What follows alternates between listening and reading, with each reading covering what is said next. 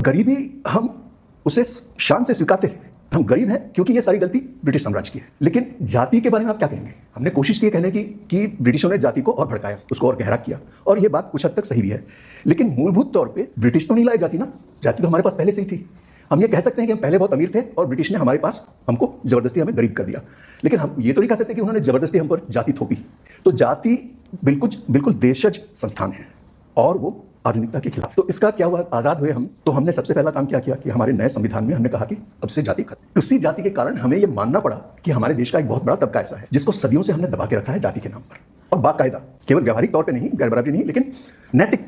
और तो वही संविधान एक तरफ कहता है कि अब जाति खत्म है, नए संविधान ने हमें एक गणराज्य बना दिया, हम गणतंत्र हो गए हैं, we are a republic now, no more caste distinctions. The same constitution recognises certain castes and make space for them, special provisions for them. ये तो बहुत बड़ा अच्छा काम हो गया। एंड इट वाज थॉट कि हमने जाति के समस्या को सुलझा दिया। रिजर्वेशन जो पुरानी जो हमारा ऋण है, हमारा जो कर्जा है, वो हमने चुका दिया, एक झटके में हमने चुका दिया।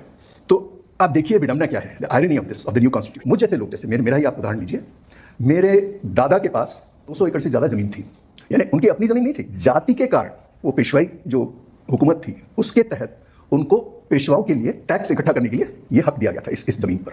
तो जाति के कारण उनके पास जमीन थी, उसमें से कुछ जमीन बेच के मेरे पिताजी को और मेरे एक चाचा को, एक को मेरे पिताजी को इंजीनियर बनाया, एक को डॉक्टर बनाया। तो इंजीनियर का बेटा मैं, तो मुझे लगता है कि मेरा जाति से क्या लेना देना, मैं तो मेरिट का पुतला हूं। लेकिन मैं मेरिट कैसे पा सका? महंगे स्कूल और अच्छे कॉलेज में मैं कैसे जा पाया? क्योंकि मेरे पिताजी इंजीनियर थे। मेरे पिताजी इंजीनियर कैसे बने? क्योंकि मेरे दादा के पास जमीन थी। मेरे दादा के पास जमीन क्यों थी? क्योंकि उनकी जाति फलानी थी।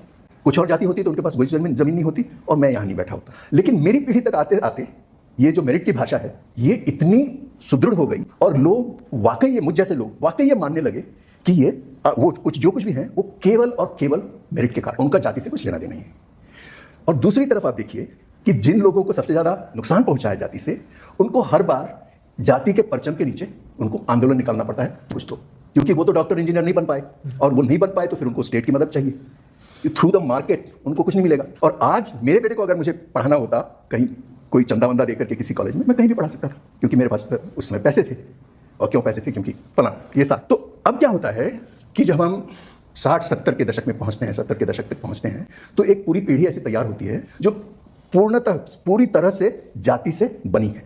लेकिन उसको ऐसा होते हुए भी उसको ये पूरा एहसास है या यकीन है उसको कि उसका जाति से कुछ लेना देना नहीं है।